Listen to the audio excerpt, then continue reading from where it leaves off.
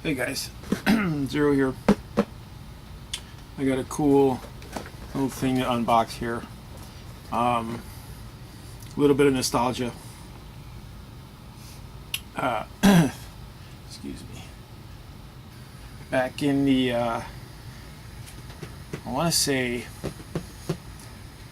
back in the early 80s, maybe 1980, we had these things here, these little battery-powered trucks. They were called stompers. You know, you put two little batteries in, and they had like a four-wheel drive. This is like a direct drive system, so gears on the inside. You just put the little body on it, and they would just go.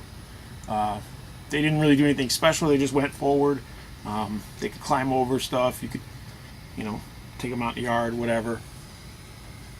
And they were pretty cool. And a lot of companies, different toy companies, started like following suit throughout the 80s. You know, some companies sold their lines to other companies and things like that. I don't know all the details for that, but one of my favorite companies, Tamiya, started making their own line of little mini 4x4s, you know, like around 132nd scale, you know, same thing, little trucks, you know. But then they started getting into their really cool designs, you know, their artistic designs, and you know that culture grew obviously and continued to grow. Excuse me, and they eventually started calling them four-wheel drive minis, and they were kits, like little model kits. Excuse me. So you get a little box, which I'm about to show you right now. Go ahead and pop this open. This is actually from Japan. Cool bubble wrap there. Got a little thank you slip for my purchase. A little kick-ass Tamiya sticker. Put that on some toolbox or something. But you get like a little kit like this, and then you know, you put it together, put some batteries in it, and you know, you just race around with them. And it's like Tamiya, like most of their stuff with RC cars and you know whatever they use that's battery operated that goes, they usually start to sponsor like races and stuff like that. So they created these slot tracks for these things to run around in. So you could like basically you drop the car into the slot track and it would just go around through the grooves of the slots. That's really cool. But again, it was just two AA batteries, you know. And they wrapped this pretty good. Sorry about all that. I'm using my trusty blur. Otherwise this would have been torn open already.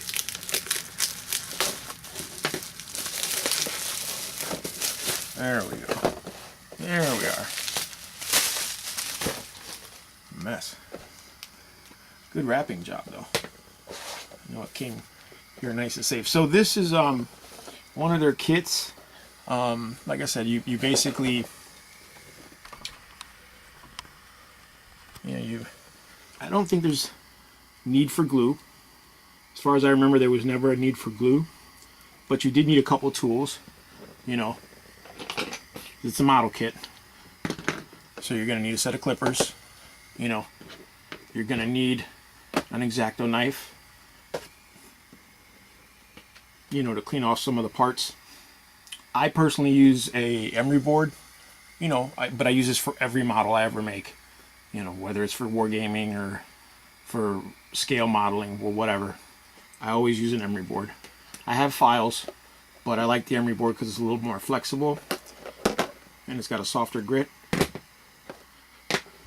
So you see they come with like these huge bumpers with these little coaster wheels screwed in on the sides here. front and back usually, or front in the middle. And it's designed to help the car run through the track. This packaging is all in Japanese. And I picked this up from eBay, of course, my favorite store, for, I want to say, 15 bucks shipped. And I had to wait a little bit because it was coming straight from Japan. You know, they actually sent me an email saying, you know, they apologize, but, you know, due to overseas shipping, it would take a while. But it actually, what they quoted me time-wise, it came in half that time. So they did a pretty good job getting it out to me. And that's pretty cool. I remember back in the day, there was a hobby store not too far from my house called Stanton Hobby. And it's like what you would consider like a hobby town today. They've got tons of models, airplanes, boats, everything that, you know, you could think of as a model kit. They had RC cars. It's where I first saw my Tamiya cars, RC cars, and they had these. Now, the whole reason I got into these was back in the 90s. My nephews were getting a little older, you know, and I was just trying to like do stuff with them, you know, that wasn't just, you know, I mean, we had video games, you know, that was really big. You know, they were into Pokemon cards, which, you know, I would buy cards for them and decks or packs of cards for them, and, you know, but this was something else. I took them to the hobby store, and we were walking around, and I was kind of like, man, let's do something that isn't just sitting at the table with video games or something, you know. So I let them pick one of these each. I don't know why, but we just wandered over there, and they liked the look of these things, and I was just kind of like, they're a little weird, sci-fi kind of whatever, but it was cool, you know. It was something to do, and it was a Tamiya. So I was like, let's give them a shot. We picked them up. I picked up a couple of them, you know, and I had them put them together, you know. I mean, I obviously sat with them, and, you know, we worked through the process or whatever. But it was only after we put them together and everything like that that we realized we actually needed a racetrack for these things to work properly. You know, so what we just did was we just, you know, set them up in the kitchen and let them drag race across the floor, you know, see who could get the furthest, fastest, whatever, without, you know, destroying the cars. But it was a fun time. It didn't last very long, so, you know, really I didn't push it because, you know, as kids grow up, they get into things and they're out of things, and they're into things and they're out of things so quickly, especially nowadays, that, you know, I didn't think too much of it. And these things were so cheap. Back in the day, they were at 10, 15 bucks a piece. So the price hasn't changed much for these. Now, mind you, that's subjective, right? Because, you know, a kit like this, this was 15 bucks. And this is it's called the Aero Avante, but it's a clear orange special. So Tamiya has this thing where they'll release these special editions that'll be a different color, or like you know, they'll have different stickers, you know, like for the Japanese Cup of that year, and they'll release them only a limited number, you know, which is why I think I bought this one, because I like the orange and the black, and I was like, you know what, it's a limited edition, let me go on ahead and get it, because they're not gonna make a lot of these. But nonetheless, you know, we they were a good tool, kind of helped my nephews learn how to use, you know, screwdrivers and clippers and, you know, modeling tools and things like that, because I didn't really get them into modeling, because it was, you know, modeling is just really you know, that's a long, deep slope. But these were good time, you know, and like I said, I really hadn't thought about them for a long time. And I got a Tamiya catalog about 2 years ago, 3 years ago, and I was looking through it, and I was looking through it with my son, because I was looking at the RC cars, and they have a whole section of these, you know, and I was like, wow, I remember all of these. So I was showing my son, and he picked out a couple that he liked. So we, you know, I ordered them, and he built one, and, you know, and again, no racetrack, but it was just something cool for him to do. But these things can go from, like $15 to $60 to $100, depending on what you want to do with it. If you're building it to go race, you could go really far. I've seen carbon fiber chassis, you know, ball bearing steel rollers, you know, frames that like move up and down for, you know, to keep the car on the track when it does like uphill and downhill jumps and stuff like that, because some of these tracks are pretty crazy. So some of these cars, you know, they look like contraptions rather than cars after a certain point. But I like the basic, you know, you can start off with a $15 kit, and they actually race these kits just like that, you know, box stock. So you've got some cool 4-spoke black wheels. And there's two sizes. You can see that the front wheels are thinner than the rear wheels, which from what they say doesn't make for great racing. You want the same size wheels on both. Got these rubber orange tires. Compound's pretty hard.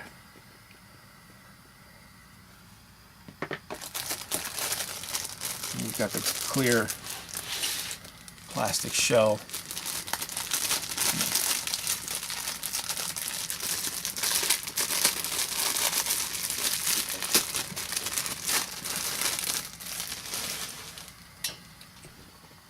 And that clear plastic shell. Little fun fact, the name of this car, the Aero Avante, was supposed to be the second version of the Avante, which was a Tamiya RC car. But the Aero Avante, they actually built for these 4-wheel drive minis. It came out in the 4-wheel drive mini series, you know. That's pretty cool.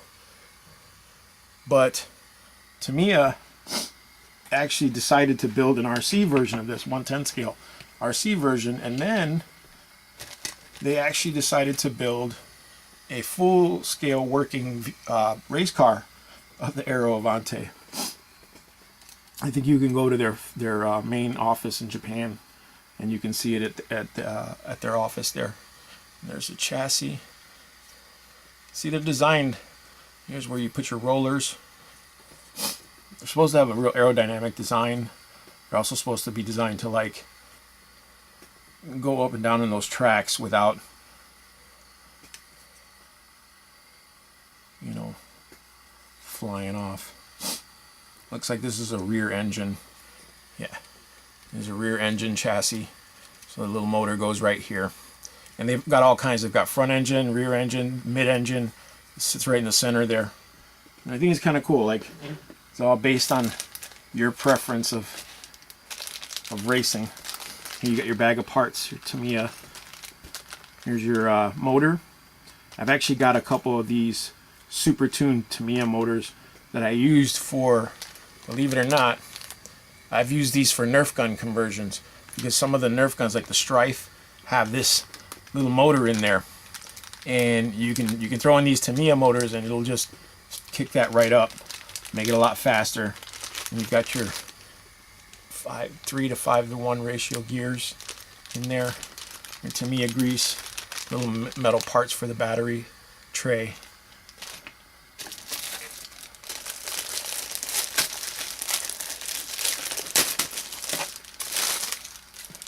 Here's the rest of the chassis. And your rollers, you know, your little plastic roller wheels. All this stuff, I mean, they've got little plastic bushings for the wheels, but you can actually replace that with ball bearings.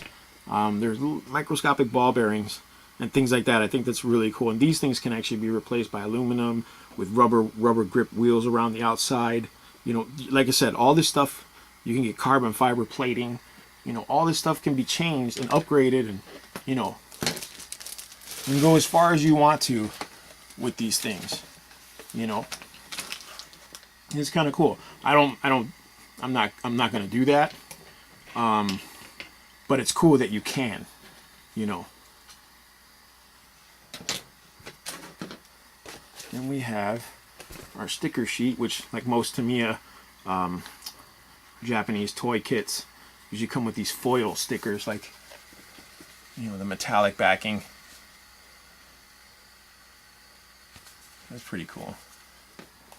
The only thing is you got to be real careful when putting these stickers on, especially from the foil, because it's not really forgiving. Like if you put it on and there's a crease or a bubble, you're not really gonna.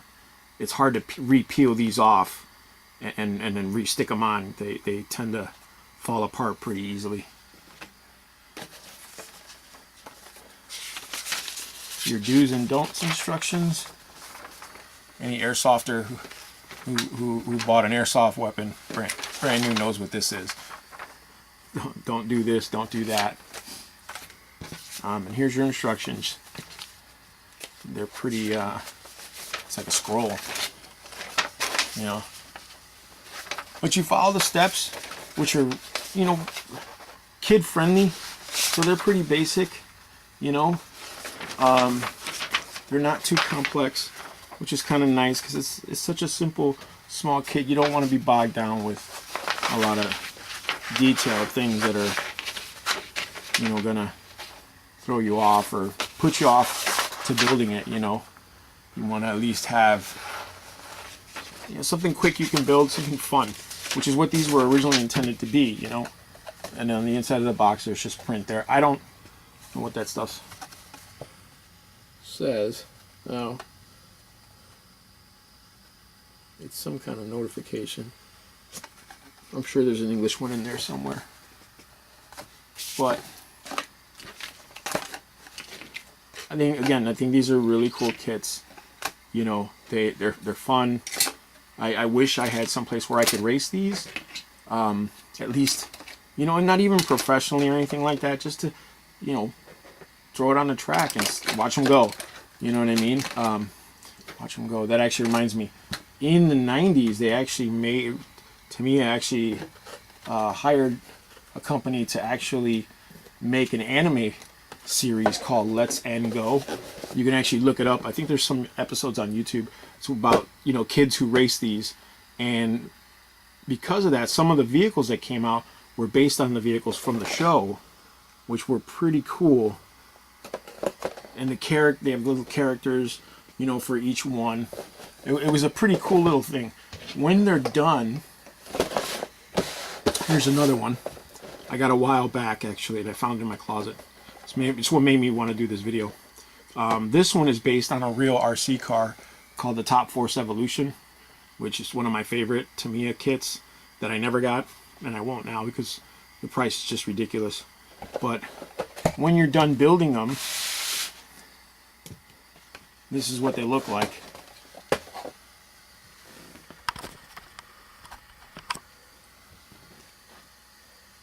And you see, you've got your frame, and you've got your guide wheels here. You can actually add wheels to these to the center. You can add weights, counterweights, that move up and down. They're spring based. You know, it's kind of like, so if the car leaves the track, the counterweights will start to push down and the car will drop down faster or more accurately than, you know, just if once these cars leave the track, from what I understand, you've lost. Like that, you're out of the race or out of that race. So the goal is you want to be fast, but you want to be stable, and you want to have your car at least stay on the track to make it to the end of the race. So it's not so much, you know, be the fastest car, but at least make it to the end of the race. And like I said, this is a box stock kit. The only thing I did to this was actually paint the wheels. I painted them red because on the original kit, these came chrome, but on the original RC, they were red. It looks just like it too. Minus the frame with the guide wheels. You know, you add some batteries. They're not the best, you know, like the most accurate of kits. I mean, you can actually buy some of these that are done way more, you know, precision. But you know, like I said, you turn it on and then you just drop it on the track. You hear that? That's kind of a free floating gear that's inside here. there's a gear in there that sits on top of a little shelf. There's nothing holding it in place. It just sits on top of the shelf. When you put this cover on, that's supposed to hold it in place. The cover's not on there. It doesn't go on there 100% snug. So I'm gonna have to figure out some kind of modification to keep that gear pressed down. But it's all-wheel drive, so there's a little shaft along one of the sides here with the gears, you know, pushing both sets of wheels. That's pretty cool. You just double A's and you're good to go. And it comes with everything in here, aside from the tools and the batteries, you know, to get your kit ready and going. And like I said, I mean, I would love to find a place here that had a track that I could throw this around in. I don't want to buy a track because I think for a really basic oval, you're looking at like $300 shipped, and it's not that serious. You know what I'm saying? I like the nostalgia of these things. I like the look of them. You know, set them on the shelf. You know, kits like this are pretty cool because they're, like I said, they're special edition colors and stuff like that. You know, but it's not, to me, it's not something I'm gonna have a massive collection of. I do have maybe like 5 or 6 of them. You know, like I said, I picked some up for my son, you know, and he built 1 or 2. But that's about it. I'm not gonna go much further. But these are pretty cool. They're very fun. They're very cheap, and they're a really cool way to like get one. You know, like maybe your kid or, you know, someone into hobbying in a different way. Like I said, you're using modeling tools. You know, you're not using any glue, so there's none of that mess. You're just using real simple tools. You know, let me see here. You know, you're just real basic tools to get the job done, and it's you can get this done with maybe an hour, if even that. If you're like me and you take your time and you file down all the sprue connection points, you know, you get all that mess off. You get the tires filed. I actually use the emery board on the tires as well a little bit, just to kind of smooth them out. If you do all that stuff, it should take you about an hour, you know, at the most. But they're pretty basic kits. Like I said, it was just a bit of nostalgia for me. But they're fun. They're fun kits. They look cool. They've got a very cool, I mean, hundreds of designs for the bodies and things like that. Like, so if you're, you know, and then not to mention, like, there's this design for the body, but you could get like 6 of these versions, because there's a red one, there's an orange one, there maybe a purple one with different color wheels, you know, or sometimes like this chassis is actually an older design, the SRS chassis. It's an older design. This is a newer design. So sometimes they'll rebrand, they'll re-release this kit with this new chassis design. You know, so there is that too. I mean, it's up to you. It didn't matter to me. I mean, honestly, I got it because I thought it was a cool looking, you know, orange car or whatever. But you know, if it's something you're interested in doing, and you know, you're looking to find a track to race or whatever, you know, then yeah, I would definitely do your homework and shop smart, you know.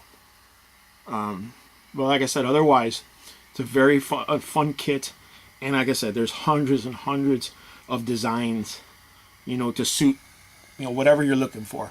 They even have monster trucks. Some of the old Tamiya kits, like the King Cab or the Lunchbox, you know, just huge 4x4 monster, you know, like that big, a little bit bigger, big huge tires, so you know, they go over all kinds of stuff, so it's kind of cool.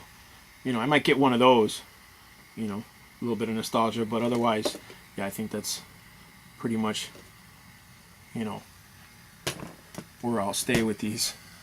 But yeah, these are the Tamiya 4-wheel drive minis. Again, pretty cool kit, pretty fun, something to do with your kid, especially if they're coming to that age where, you know, you're like, this guy's playing video games all day, or he's just sitting around. You know, get him into building one of these. You know, you can make a track out of cardboard. I've seen people do that. You know, but my son, he built it. We played with him for a little bit, and then he lost interest. Like in a week, he was into something else. So I was like, all right, well, it was only $15. I think actually his car was like 10. You know, it was actually even cheaper. So I was like, cool. You know, he learned how to do it, and that was it. That's all. Was really, you know, my point. Just trying to get him into being creative. But there you go. That, like I said, those are the. This is the Tamiya 4-wheel drive Mini Top Force Evolution Junior, and then you've got the Aero Avante Clear Orange Special Edition. You know, because anything with special edition is, let's just face it, is special. All right, guys, thanks for watching.